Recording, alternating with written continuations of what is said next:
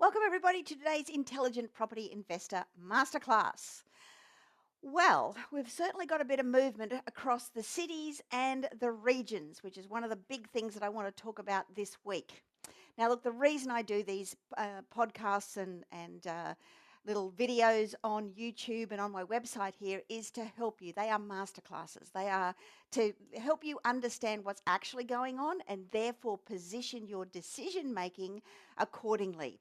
And when you make better decisions, you make better money. So if you're listening to me on any of the podcast forums, either on iTunes or on Spotify, I really encourage you to go across to my website, iloverealestate.tv, and make sure that you get a lot of my charts because they're all there for you so you can see what I'm actually talking about as well. So let's get into this week's Intelligent Property Investor Masterclass. 8,000 plus property guru says that negative gearing is stupid. Well, surprise, surprise, I've been telling you that for years. We'll get into that a little bit later on. Why the labour market remains incredibly tight despite a 3% of the workforce calling in sick. We're all taking sickies apparently. Why the labour force particularly is at record highs, but closed borders make things look better than they actually are.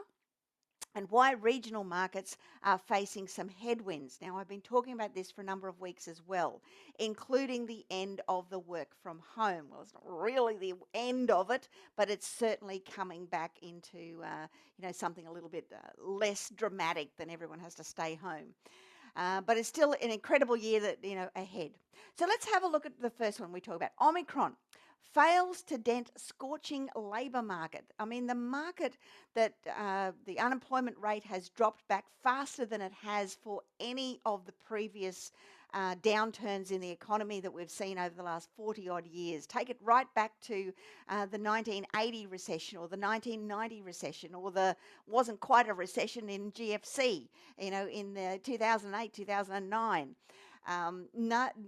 Some of those took 2 years. The 1991 took 2 years for the labour market to recover. GFC took something like 18 months, and back in the 80s it was very similar. So why has this time we've gone straight back into almost full employment, which is basically where we're at? I mean, the labour market remains tight. It's sitting for January at 4.2. I expect that maybe even to dip down into the threes, but that would only be a short-term thing if it did. And despite Omicron putting 3% of the workforce on sick leave, with all of the isolation and close contact in isolation and all of those things, there have been so many sick days, and that has really affected productivity for the business sector. But it hasn't affected employment, because even though people have been sick or in isolation because someone they knew was sick, then it hasn't affected their jobs. They're still employed. So closed borders are helping keep the unemployment rate down, but the labour market is incredibly tight. And that's really what that chart shows there on the right-hand side. You can see there, we're right down almost at 4%. And if you go back to 2012, we haven't been this very long term, so certainly not in the last 10, 20 odd years. But you can see there where we peaked. Our unemployment peaked when COVID was announced, but then everybody kind of settled into it and everybody got back to work, basically. But there's some interesting facts. About 100,000 people usually take the whole week sick leave in January. Well, if you're going to take sick leave, January is not a bad time to do it. But according to the Australian Bureau of Statistics, this year in 2022, there were 450,000 people took sick leave in January. Now that represents a 3.4% of our, of the employed out there on sick leave. But when you look at the hours, well, certainly they dropped when COVID first came into play. Then we had the second lockdown. You can see there on that chart on the right-hand side. Then we had the third lockdown, which was the Sydney-Melbourne lockdown. And then we've had the sickies that everybody's been having for January. Now, I'm not saying they're not warranted. In some cases they are, but a lot of people I know are in isolation and they're absolutely fine, but they've got to take their sick leave because of legislation and everything else. So it's a bit overblown at the moment. NAB came out, one of their economists, Taylor Nugent, he's come out and said that the labour market remains strong during the peak of Omicron variant, meaning as the virus recedes, the labour market is likely to continue to tighten. And that's really what that chart is showing there. You can see there the unemployment rate seasonally adjusted, just how low we are compared to where we've been in the past. The employed people, we're looking at nearly 13.5 million people in the employment barrier, in the employment market, I mean. And you can see there that is actually higher than we were pre-COVID. So we've got more people employed now than we were before this ridiculous COVID thing actually started. And that's pretty incredible. But if you look at the trend, and we go back a little bit, and we go back and we look at the trend line of where we probably should have been from the number of people employed, you can see there's a pretty big gap between if everything had gone along without COVID, where we would be on the employment stakes versus where we are now. And that gap is not about people, the numbers of unemployed, because our unemployment rate is very low. But what we're seeing, it's a two-pronged factor here that's creating that gap. Let me explain. The first thing here, it shows you that employment to population is the highest on record. So if we go back here to 1999, this is the highest percentage of employment of our population that we have had. So it's not our unemployment rate that is the problem. This is the labour force participation. We're all employed. We're doing our thing. We're out there. People who want to be employed are employed. So it's not participation rate either. So why have we got this gap between where we probably would have been had COVID not come into play? And it represents something like 480,000 people. Well, there's two things. One, there's the natural attrition of people who are getting older and retiring. And that's flatlining the labour market because they're not going to re-enter, they're retired. And the biggest gap there is because we don't have the migrants coming in.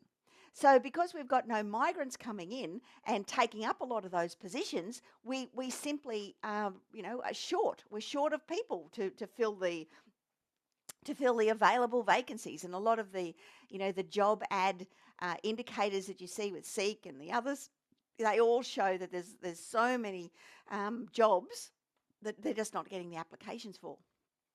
Or the applications that they're getting are a lot less than what they would have got pre-COVID. So this is the long-term arrivals, and this is the real story here. We simply, when we shut our international borders, we didn't allow migration, we didn't allow the seasonal workforce to come in and all of those things. It basically slashed that, the people who are available to take the jobs. And that's why our labour force is such a tight market at the moment. That's going to translate into wage price increases, even when we open up the borders, because it'll take some time for that to filter through the market. The last hurrah for regionals. Well, is it really? Regions are facing some headwinds, but the markets are still very tight. So calls the last hurrah seems to be a little bit overblown. This was an article that was in the Financial Review, and it talked about how the regions have had unprecedented increase in pricing, and it surely can't continue. Now look, I don't believe it will continue at the same rate that it has been, but let's have a look at what some of the others are saying. So this is the head economist from CoreLogic, and Eliza Owen has come out and said that it's not often that the regional markets of Australia and the capital city markets move in opposite directions. So it could be the case that the recent exuberance in regional market performance against a slowdown in capital city growth rates capital city growth rates is a temporary phenomenon. Well, have a look at this. And now this is what she's talking about here, because what you can see there is that the dark blue line is the capital. So which is sitting there at something like 21.3%, but regionals have been sitting up there, and you can see that growth rate at 26.1%. Now that's incredible. If you have a look back through to 2012, you can see very, very rarely are the regional growth rates higher than that of the capitals? And if they have been, it's normally followed a massive increase in the capitals, which is then the pebble in the pond effect, which flows out to all the regionals. This chart here shows you the same kind of thing for the month on month, and you can see there the gap there between the capital cities and the regionals. Now, look, I'm not saying that the capital cities have gone down, they've still gone up. 1% a month is not to be laughed at, but it's back off where it was, up over 2% per month. When we were looking, through 2021 and what that actually meant. So it's starting to cool off a little bit. But the regions have actually had a bit of a kick up. So, they've gone in the opposite direction, up closer to the 2, rather than back down with the capitals. I think it's a short-term thing. I don't think it's a long-term thing. It goes on to say that despite the recent exuberance, I would expect growth rates in regional Australia to start slowing early this year. And I agree with her. The time it takes to sell a home has dropped 7 days to 30 days from a year ago, but the metric is up from the recent low of 23 days in the last 3 months to sell a property. So we've gone from, say 23 days to sell a property, we've gone to 30 days, and the chart there shows 29, so close enough.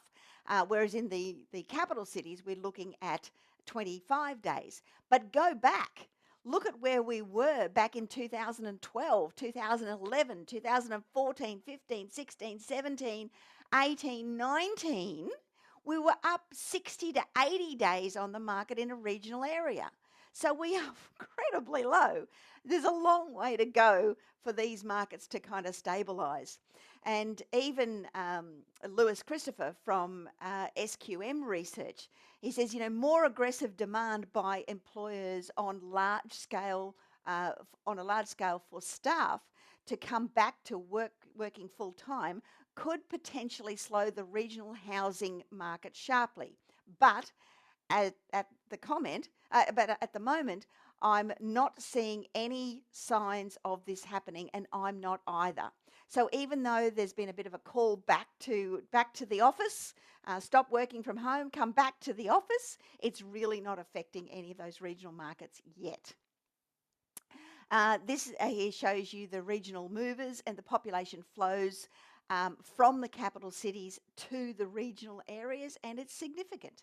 But on top of that, you've also got the people who would normally leave the regional areas to go to the cities aren't leaving. So that's really creating more of a hub in the regional areas. This is something that, go back and listen to me 20 odd years ago, something I was calling for is decentralisation and more industry in the regional areas, a bit more like America, where, the massive cities in the inner part of the country, as opposed to everybody clinging around the coast like we do here in Australia. It would be a better thing for Australia if that were to happen. I don't think this is a permanent sign that that's what we're heading towards.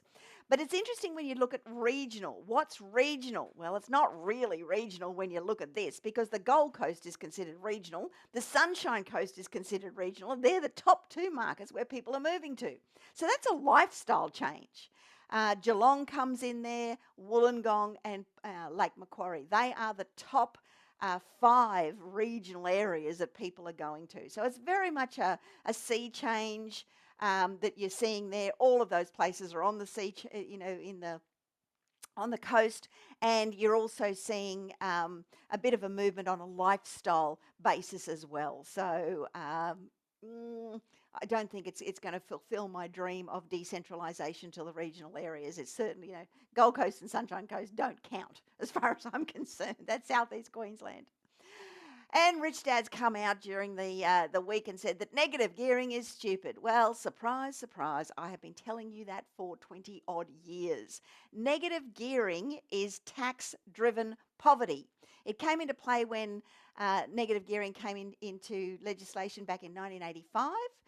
where you're able to claim the interest on your money that's borrowed to go into something that produces an income, even if the income doesn't cover all of the expenses. You can claim that against your wages, which is what people have been going crazy with for years.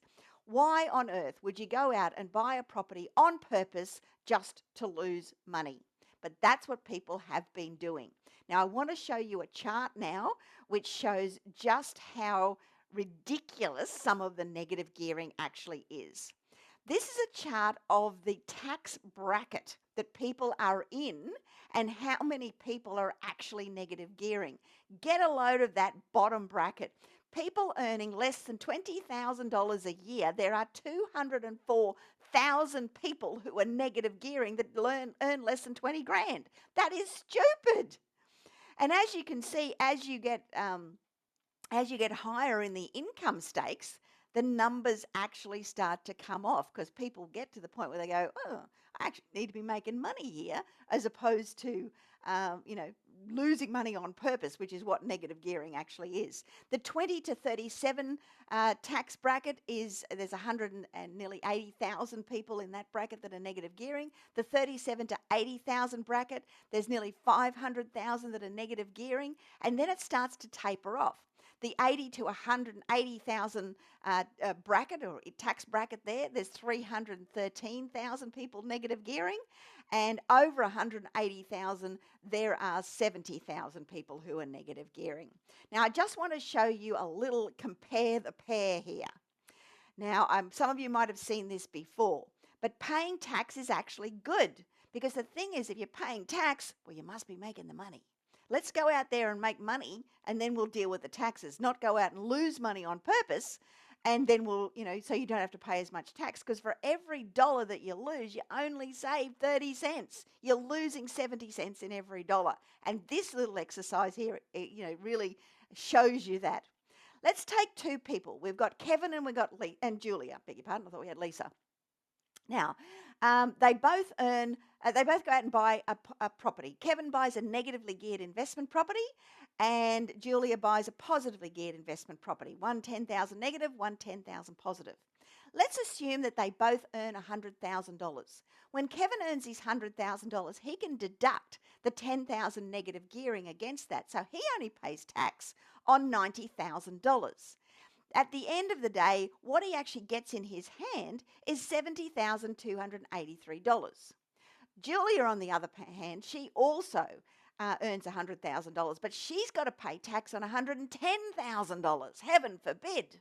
How much does she get in hand after tax, of course? She gets $83,783.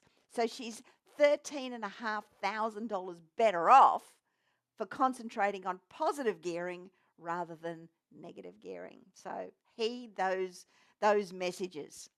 And heed another message. I want you to book an appointment with one of my advisors. They're called the Real Estate Breakthrough Sessions. They are 60 minutes long.